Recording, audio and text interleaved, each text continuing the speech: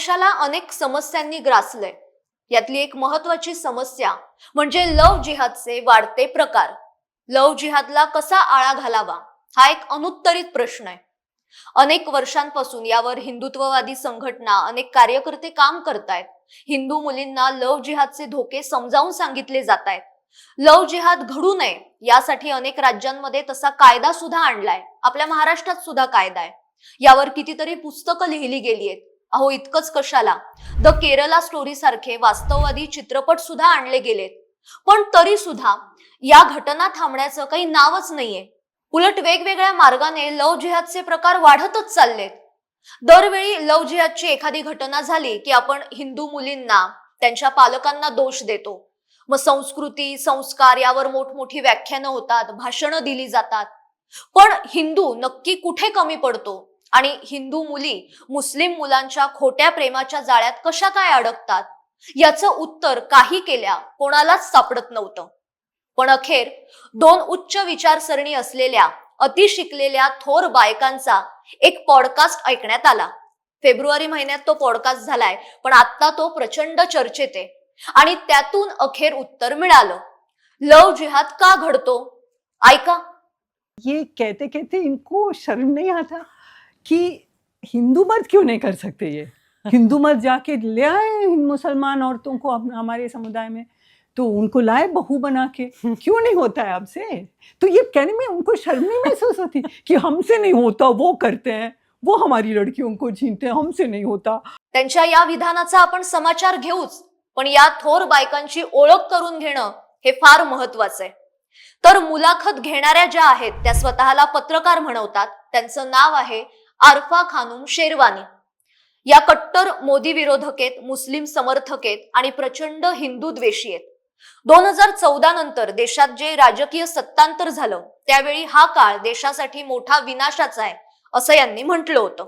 नाशिक मधलं कॉर्पोरेट जिहादचं प्रकरण जेव्हा समोर आलं तेव्हा आरफा खानूम शेरवानी यांनी पीडित हिंदू महिलांना खोटं ठरवत मुस्लिम पुरुषांना बेरोजगार करण्यासाठी द्वेषातून हा रचलेला एक ड्रामा आहे असं त्यांनी म्हटलं होतं. आणि ज्यांची मुलाखत घेतली गेलीये, ज्या उत्तरं देत आहेत त्या आहेत JNUच्या प्रोफेसर निवेदिता मेनन. त्यांची अजून एक ओळख सांगते.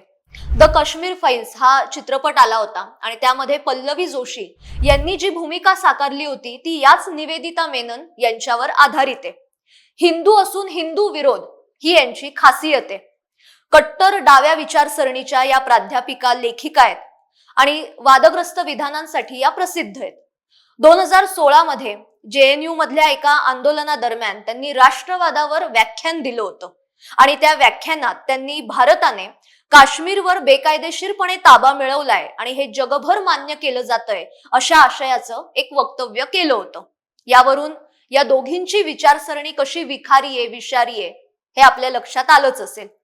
मनातली कट्टरता, डावी विचारसरणी, हिंदू विरोध, विखारी विचार हे सगळं या मुलाखतीत ठासून भरलेलं आहे. म्हणजे प्रत्येक वेळी आपल्याला ऐकताना ते जाणवतं. आता येऊ यांच्या लव्ह जिहादच्या विधानाकडे. आरफा यांनी निवेदिता मेनन यांना असं विचारलं की हिंदू मुलींना मुस्लिम मुलंच पसंत का पडतात? इन लड़कियों को मुसलमान लड़के क्यों पसंद आते? त्यावर या मेननबाई हसत हसत उत्तर देत आहेत. त्यांच्या म्हणण्यानुसार मुस्लिम पुरुष जे करतात म्हणजे लव्ह जिहादचा जो फास टाकतात तेच हिंदू पुरुष का करू शकत नाही? त्यांनी सुद्धा मुस्लिम महिलांना आपल्या हिंदू समाजात आणावं, सून म्हणून त्यांना घरी घेऊन यावं. पण ते त्यांना का झेपत नाही आणि याबद्दल त्यांना लाज वाटत नाही का?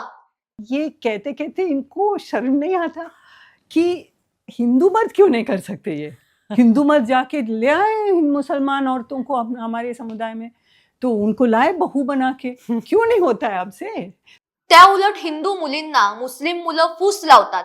याबद्दल हिंदू पुरुष हे हतबलता दर्शवतात. याची तुम्हाला लाज वाटत नाही का? मुझे हमेशा लगता है कि लव जिहाद वाला मामला ना एक बेबसी का प्रकट करना है, अपनी बेबसी प्रकट कर रहे हैं ये हिंदू मर्द कि हमसे नहीं होता है और ये इतने मतलब होंगे इतने ही फिर. मेनन यांच्या म्हणण्यानुसार लव्ह जिहाद हा तुम्ही म्हणजे हिंदू पुरुष हतबल असल्याचं लक्षण आहे. त्यावरून मुस्लिम पुरुष हे आकर्षक असल्याची एक अपराधीपणाची भावना हिंदूंमध्ये असली पाहिजे असं यांचं म्हणणं आहे.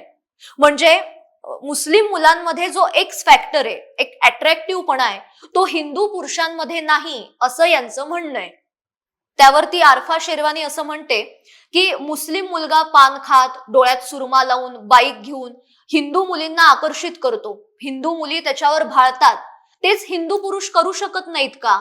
म्हणजे पुन्हा मुद्दा तोच आला, जो एक्स फॅक्टरचा, जो मुस्लिमांमध्ये आहे पण हिंदूंमध्ये नाहीये.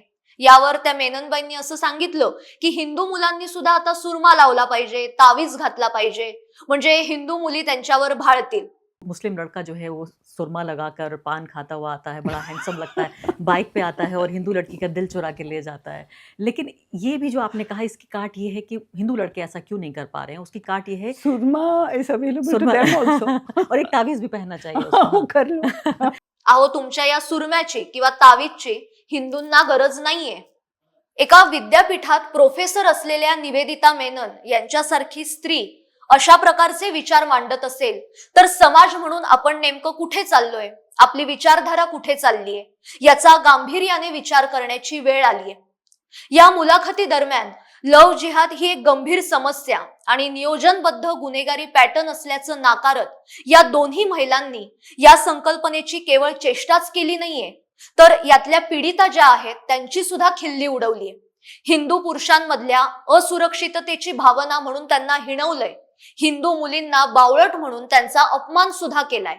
मुस्लिम पुरुषांच्या कथित श्रेष्ठतेचं प्रदर्शन आणि हिंदूंची खिल्ली उडवण्याची मानसिकता यातून दिसून येते. अजून एक विचित्र निष्कर्ष यांनी लव्ह जिहाद बद्दल काढलाय, तो सुद्धा ऐका. लव जिहाद का जो कैंपेन करते हैं उनकी समझ में हिंदू औरतें बिल्कुल बुद्धू है ना.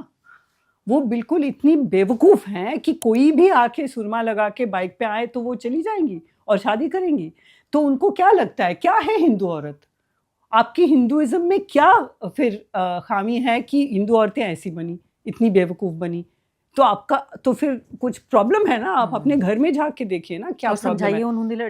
कसं आहे ना, हिंदू संस्कृतीत स्त्रियांना माते समान, देवी समान मानलं जातं.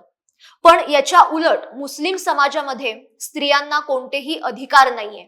अनेक जाचक रूढी परंपरांमध्ये त्यांना अडकवून ठेवण्यात आलंय. इतकंच नाही तर उपभोग्य वस्तू, मुलं जन्माला घालायचं मशीन, लैंगिक सुखाचं मशीन म्हणून त्यांच्याकडे पाहिलं जातं. पण तरी सुद्धा या मेननबाई काय म्हणतायत तर हिंदू पुरुष हे महिलांचा तिरस्कार करतात. या हिंदू मुली मुस्लिम पुरुषांच्या मागे जातात याचा अर्थ त्यांना डोकं नाही, त्यांना बुद्धी नाहीये असा काढला जातो. जर लव्ह जिहाद आहे तर मग या हिंदू मुली कुणीही सुरमा लावून बाईक घेऊन आला की त्याच्या मागे पळून का जातात? याचा अर्थ हिंदू मुलांमध्ये अशी कोणती कमतरता आहे की हिंदू मुली मुस्लिम मुलांसोबत पळून जातात? थोडक्यात काय तर लव्ह जिहाद हे प्रोपोगंडा असून हिंदू मुलांच्या कमतरतेमुळे, हिंदू मुलींच्या मूर्खपणामुळे घडतं असा यांनी काढलेला आहे. त्यात मुस्लिमांची काहीही चूक नाही असं या दोन्ही महिलांचं म्हणणं आहे.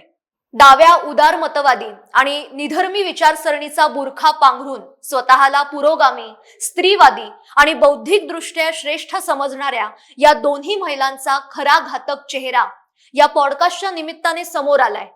या दोघींचं म्हणणं मुस्लिमांची लव्ह जिहादच्या बाबतीतली पाठराखण करणं, हिंदूंना हिणवणं हे चुकीचं आणि अत्यंत चीड आणणार आहे. पण ज्या हिंदू मुलामुलींना त्या मूर्ख, बावळट असं म्हणतायत आणि त्यांची खिल्ली उडवतायत त्या सगळ्यांनी यातून काहीतरी शिकण्यासारखं आहे. म्हणजे कोणीही यावं, आपल्या हिंदू संस्कृतीला काहीही बोलावं, आपल्या हिंदू मुलामुलींना बावळट म्हणावं, त्यांच्यातल्या कमतरता सांगाव्या. इतकं आपण बावळट नाहीये आणि हे दाखवून देण्याची वेळ आलीये. असो, आजच्या भागात इथेच थांबते. पण या दोघींविषयी तुम्हाला काय वाटतंय किंवा एकूणच लव्ह जिहाद विषयी तुम्हाला काय वाटतंय आणि यावर आपण काय केलं पाहिजे असं तुम्हाला वाटतं ते कमेंट्स मधनं नक्की कळवा. आणि अशाच महत्त्वाच्या विषयांवर आपण रोज भेटणार आहोत, रोज चर्चा करणार आहोत. त्यासाठी साप्ताहिक विवेकच्या YouTube चॅनलला आजच सबस्क्राईब करा. धन्यवाद.